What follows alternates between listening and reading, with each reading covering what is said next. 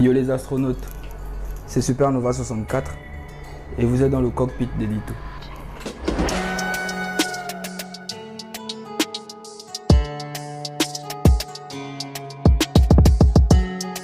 Mon nom déjà vient de ma nièce.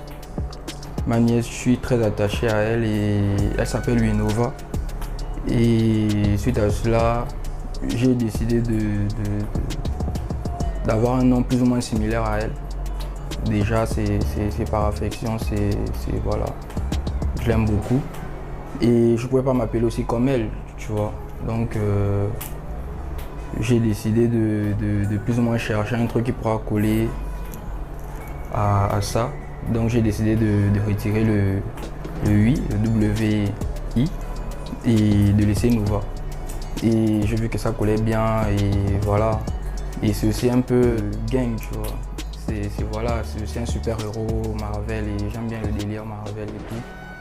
Jeux vidéo et consorts, donc voilà, ça a collé tout de suite et puis c'est parti.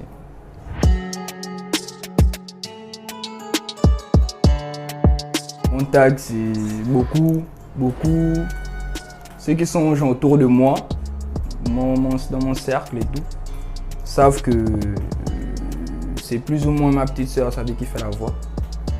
Et l'insert coin, le petit cling qui vient à la fin, c'est plus ou moins mon affection des jeux vidéo à la base, Super Mario et autres, tu vois, c'est un peu ça.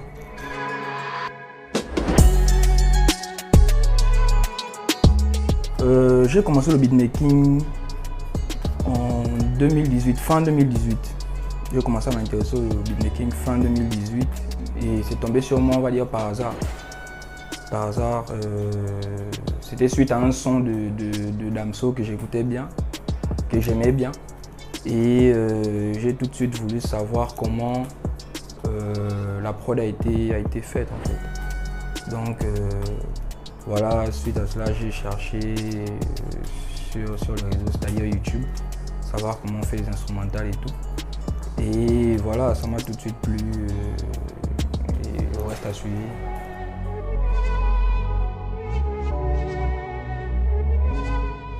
Je vais pas dire tout.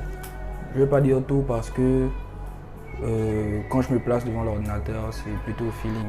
Mais à la base, j'ajoute plus des touches assez mélancoliques, mais pas trop, pour que ce soit pas trop mélancolique, mais au niveau drum, ça va plus cogner tout en gardant cette mélancolie là à la base. Parce que quand je commence à prod,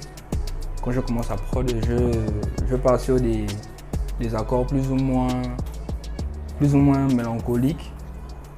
Et via les effets et autres, ça donne des touches un peu gang qui collent à l'actualité et tout. Donc voilà.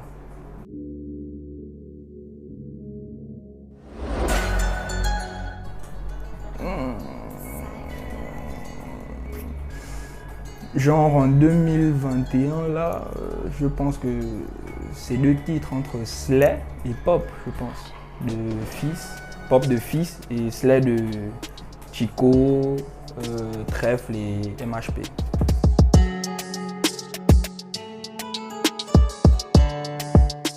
Non. J'ai trouvé je les appelle des grands frères. J'ai trouvé des grands frères devant moi. SOFK, SO Issa, SO Vegeta. J'ai vraiment trouvé des grands frères devant moi. Et vraiment, j'apprécie beaucoup leur taf et il y a encore beaucoup de choses à faire, de choses à apprendre. Oh, Cyclope. Depuis que j'ai commencé le beatmaking, j'ai toujours été intéressé par Solo God quand même.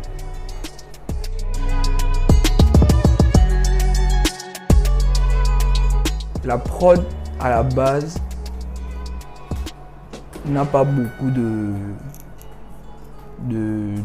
d'influence, selon moi, n'a pas beaucoup d'influence. C'est plutôt l'artiste qui fait, on va dire ça, la trappe douce. La prod peut être US, la prod peut être FR, tu vois. si les lyrics sont dos.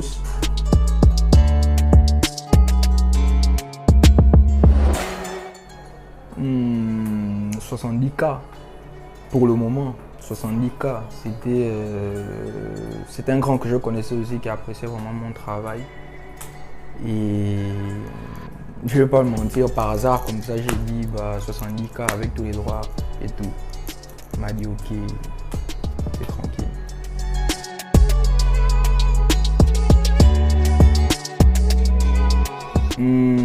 Je pense que j'ai déjà dit à la base, mélancolie. Je m'inspire aussi des OST, des jeux vidéo. Ça, je m'inspire aussi beaucoup. Mais ça ne veut pas dire que je me les approprie et pour en faire des prods, non.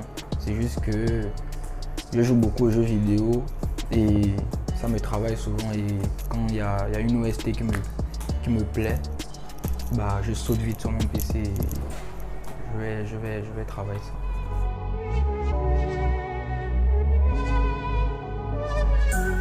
En ce moment, et ça a toujours été FL Studio 20.8, le tout dernier.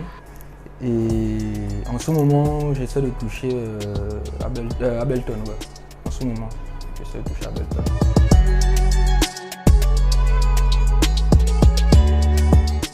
En ce moment, Electra X pour les prods assez wavy, assez spaceship.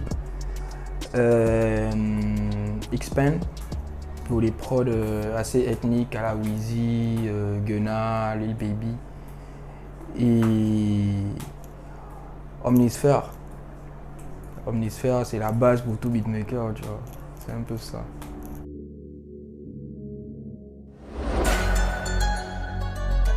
Le plus haut possible, le plus haut niveau possible.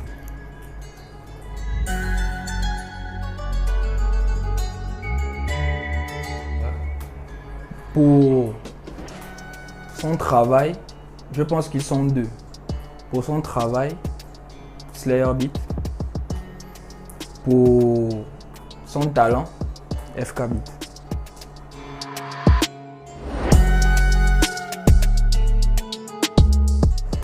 Le projet est riche on va dire ça comment, on va dire en lyrics, riche en lyrics. Pourquoi? Parce qu'on essaie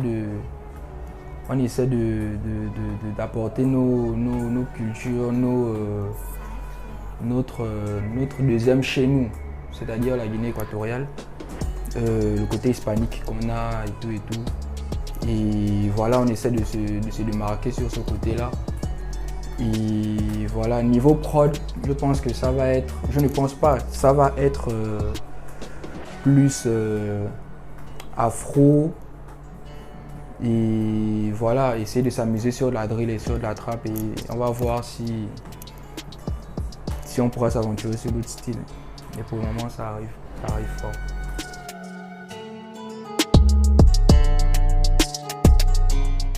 La connexion se passe très bien.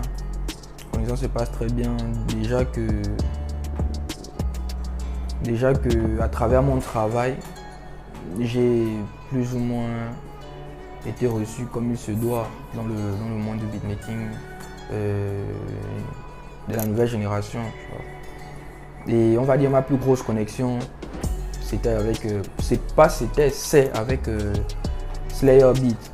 Vraiment, c'est un grand que je respecte vraiment beaucoup, qui essaie de m'orienter dans certains aspects de la musique gabonaise, qui lui a déjà eu de l'expérience là-dedans, plus ou moins.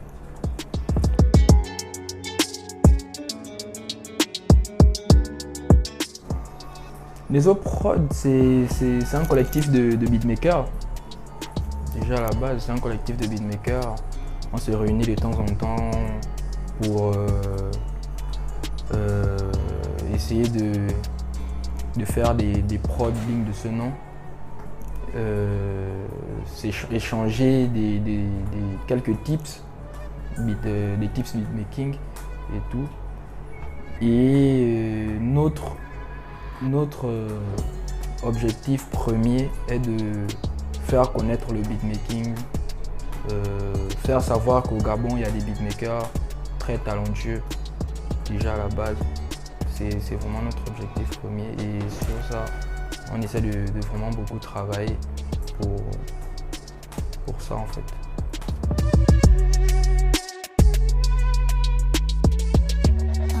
L'histoire est... En fait, j'ai intégré le groupe quand j'ai commencé le beatmaking. Quand j'ai commencé le beatmaking, j'ai contacté à travers sa page le beatmaker 99 Beat qui lui m'a mis en contact avec FK Beat et on a échangé et je lui ai fait écouter mes toutes premières prods et voilà, il a essayé de me conseiller et tout. Et voilà, il m'a intégré dans le collectif Nezo Prod où j'ai trouvé beatmakers vraiment très talentueux. Issa La Prod, Jerking, Yokai Beat, Wilfried Boya et Dallas.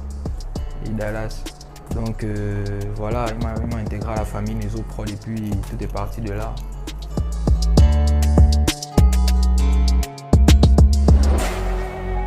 La signature dans 404 NA s'est faite plus ou moins rapidement. Dylan DeRozan, CEO de 404 NA, m'a proposé d'intégrer le label. Suite à quelques mois de travail au sein du label, j'ai été appelé à signer un contrat qui plus ou moins stipule que je fais partie du label 404 NR. Et suite à cela, j'ai été présenté officiellement sur leur page. Et voilà, je suis très content d'être dans ce label parce que déjà les artistes qui sont au label sont très polyvalents. Et pour moi, c'est très important parce que en tant que beatmaker, ça me permet de travailler, d'explorer plusieurs horizons et de proposer ça aux artistes qui sont au label.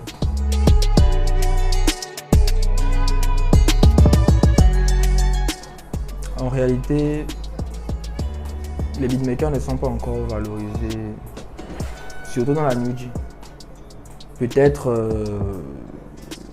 chez les artistes, les grands, tu vois, mais pas dans la New G. C'est pas ce que je constate, je ressens vraiment pas ça. Et c'est triste pour le moment, c'est vraiment triste.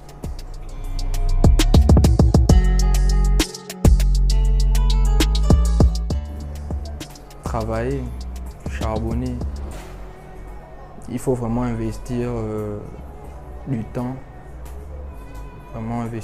là-dedans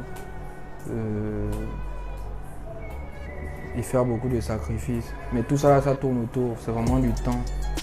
Déjà, apprendre le logiciel, c'est pour moi qui a appris tout seul, c'était vraiment pas la joie. J'ai vraiment dû faire beaucoup de sacrifices, notamment scolaires et tout. Donc voilà, et j'en fais encore. Donc vraiment, il faut vraiment beaucoup travailler pour ça.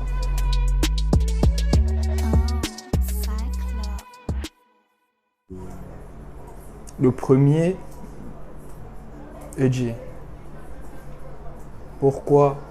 Parce que ce qu'il fait en ce moment, pour moi, c'est admirable. C'est admirable, j'aime vraiment ce qu'il fait. Il est vraiment très polyvalent. Et j'ai déjà vu comment il travaille, j'ai déjà assisté à l'une de ses sessions et il est très chaud. Le deuxième, FK Beat. avec Iveco, je pense qu'il a vraiment montré ce qu'il vaut. Le troisième, Slayer. Rien à dire, il est très fort aussi. Le quatrième, Wilfried Boya. Wilfried Boyard et Type Beat Gunna, les drills aussi, il est très chaud. Et le dernier, mon gars sûr, c'est Cyclope.